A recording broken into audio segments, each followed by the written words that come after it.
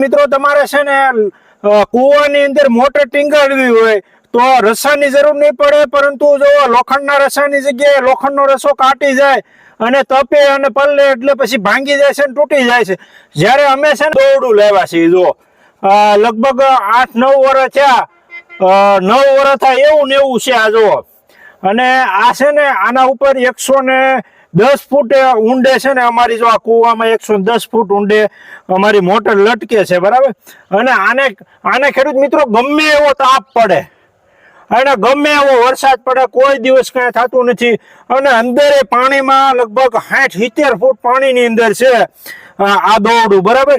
એટલે મોટર 60-70 ફૂટ ઊંડી છે પાણીની અંદર. પાછી ખુલ્લામાં પછી બહાર જો આ તપે તોય આને કઈ થતું નથી, એવું સરસ મજાનું છે.